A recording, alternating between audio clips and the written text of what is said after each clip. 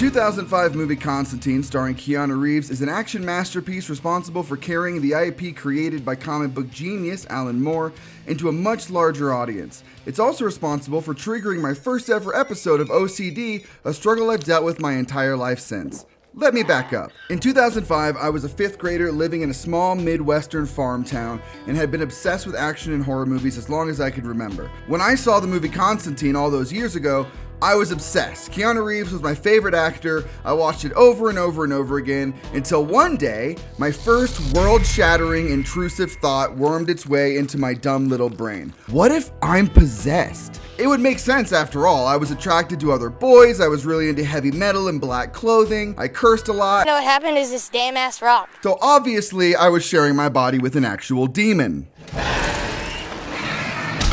This went on for a really long time, and it ended with me going to church, putting my hand on a Bible, and being saved by a pastor at the First Church of God, which is actually pretty sick. Did you know the first ever Church of God was in Ohio?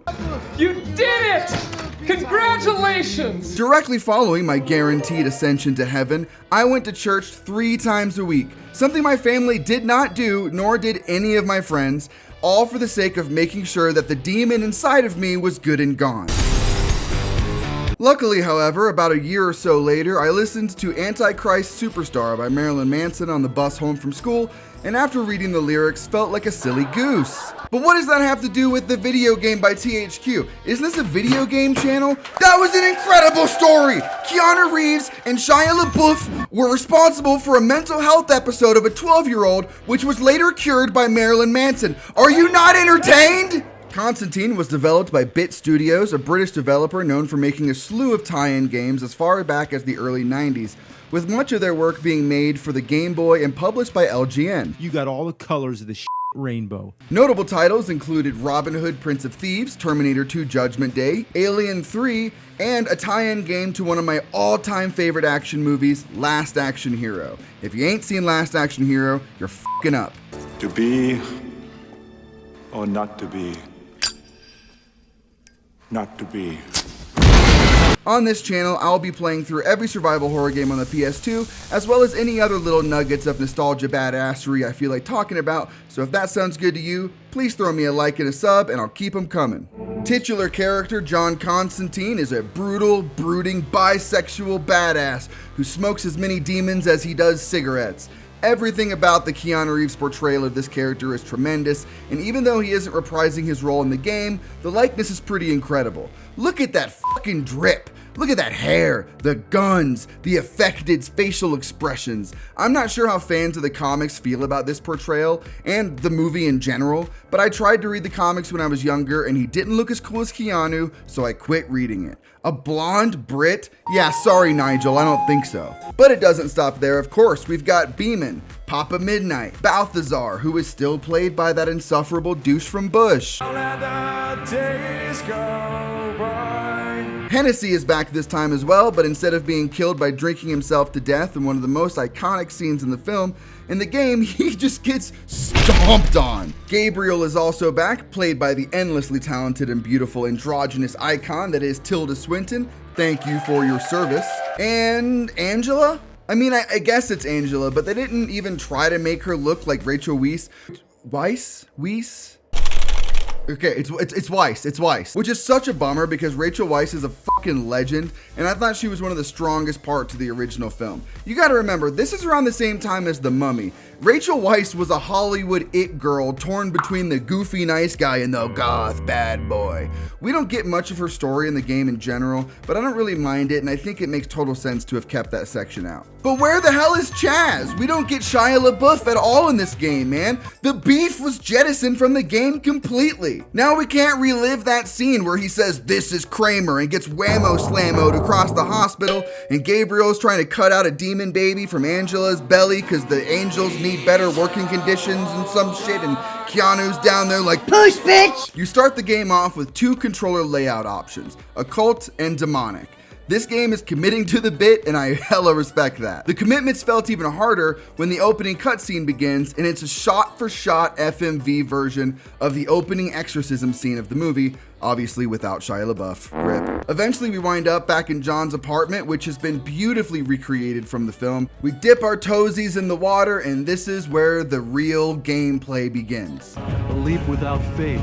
You end up in hell, and this right here, this is basically the entire game. Just blowing away tons of demons with badass weapons, saying one-liners. That's obviously not everything, but this is most of the game right here. You do get to cast spells every once in a while, and those are fine, but you really are just collecting weapons, looting, and blowing away monsters. I don't think it's too poorly done either. The gameplay definitely doesn't feel awesome, but everything works the way you would imagine it would, and it feels exactly how it looks. It's a little sluggish and heavy, but I'm not too uncomfortable. Well, okay, maybe I am. Let me see what we got going on in the settings. Okay. Turns out the input sensitivity for this game is actually a secret easy mode. This game is fucking toast at this speed. Look, I'll let you know right off rip, I don't genuinely like these type of games very much. So as far as I can tell, it feels about the way it should for the generation. I don't tend to like games that are essentially just killing massive amounts of enemies with little to no consequence or danger. But this is Constantine, dude. His gun shoots bullets in a cross formation. Also, this has got to be the coolest opening credit sequence of the generation. We're going to Anne Orlando, baby.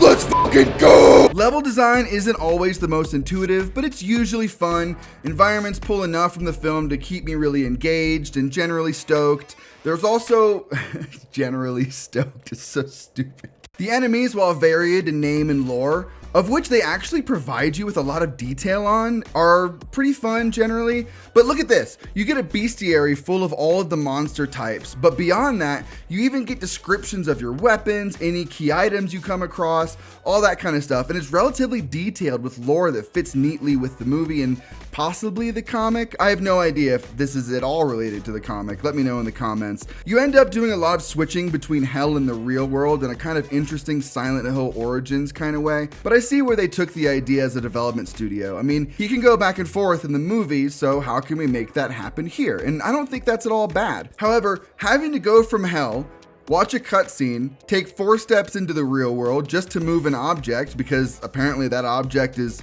too heavy in hell, over to somewhere else, then go to another cutscene to go back to hell, to then climb over said piece of furniture is a freaking doozy. Oh my god. Of course furniture is even heavier in hell. Watching the movie back again, I did notice John move a piece of furniture, so I mean, the continuity is there. That's pretty cool.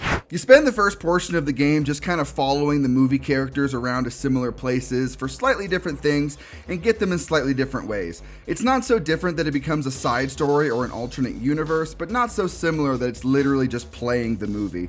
But what they chose to keep, I think more or less were the right things to keep. You get the bowling alley Beeman lives in that John lives above. You get John's apartment, the hospital, Papa Midnight's bar, and a lot of the geometry of the buildings are pretty consistent as well. You get the Hell Highway, all that kind of stuff. It's definitely a fine line to walk, but I think for a game that is essentially punching demons in hell, this is exactly the kind of game that beautiful twunk from Game Ranks Jake Baldino would call a video game ass video game. There are also collectibles in the game in the form of bonus cards. I have no idea what the bonus cards do, and I forget where to find them, but I grew up playing collectathons, which means my brain is essentially oatmeal now, so I'm going out of my way to collect every goddamn one of them. The first proper boss you come across is Kangor.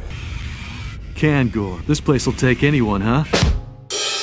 Who's not in the movie, but his description in the game's bestiary reads, Kangor is the Hell Guardian of the Naissance des Demoniacs, or Birth of Evil. Made from thousands of tortured souls, Satan's pet dragon is a formidable foe. In the game, he's just a giant snakehead that shoots softball projectiles, and he's super mid. I just wanted to read that to you because it's metal as fuck. Made from thousands of tortured souls goes so stupid hard. Something I wasn't too fond of though is the true sight feature, which allows you to essentially see in the dark, as well as be able to see various hidden things, hints, and enemies. The issue I have with it is the unbelievable amount of motion blur they dump onto this feature for what I imagine was for a kind of cinematic, we're in the dark now. oh yeah, we're in the dark kind of thing, and it's just cranked way over the top and makes me dizzy as hell to actually use, which thankfully isn't that crazy often. When I was a kid, I would mainly play games as a casual, rainy day way to stave off boredom, and there were some games that took me like 10 sessions over a year or so to beat, just because I would come back to it every once in a while when the time came. That's what I think Constantine, the movie, the game, would be best suited for. Playing through it consistently, at least to me, did unfortunately get a bit boring and repetitive in a way that I don't really love. Like I said, I'm not into wave shooter type games anyway. I don't know if that's what you would call this, but that's kind of what it feels like. But I think the original novelty of Constantine, the movie, the game, started to wear off after a few hours, and I'm getting kind of bored. And what's especially brutal is that right around the time I found myself getting bored with the game, we begin the Hell's Museum section of that game, and it fucking sucks. Once again, we get a PS2 title that keeps a steady pace before ultimately shoving a bunch of ass dick fucking puzzles in your way right as you arrive at the back half of the game. I fucking hate this. We're pushing pressure plates, we're moving furniture, we're getting lost in boring repetitive environments that just fill the room with waves of the same enemies. This is not my jam. I wish I could say things get better after escaping Hell's Museum, but unfortunately they pivot from tedious and boring to annoying and boring. You end up back in your apartment, have a cool movie moment with Angela where she gets sucked out of the window, which is a cool reference to when she gets sucked through like 18 buildings in the movie, and you go from room to room in the apartment building just fighting wave after wave after wave after wave of enemy with nothing interesting happening, no new enemy types, just the same 5 enemies on top of each other over and over again. It's like Doom, but without the riffs.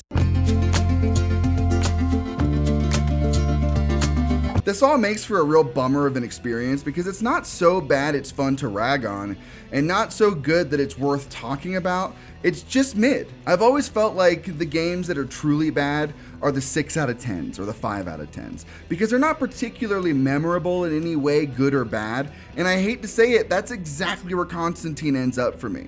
Sure, there are so many callbacks to a movie that meant a lot to me growing up, but at the end of the day, Constantine, the movie, the video game, is just a bit of a slog with a brain-dead combat and enemy system, and I'm not sure I can recommend it to even the biggest fans of the movie because it's essentially the movie with a bunch of stuff omitted and altered in ways that serve the game, but the game that they serve is just not that good.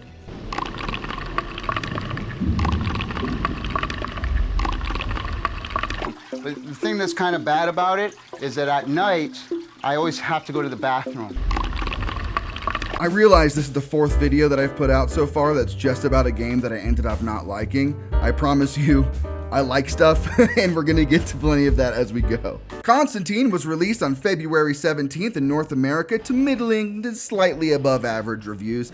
The game scored a 58 on Metacritic, with IGN calling it a disparate mix of genuine style, effort, questionable design, and uncomplicated, unexciting gameplay that still makes for a title that is strangely compelling. Game Informer gave the game a 65 and said the unique abilities of Constantine and scary atmosphere that bits have established will make your mouth water, but you'll be hard-pressed to find anyone who can tolerate the shoddy gameplay.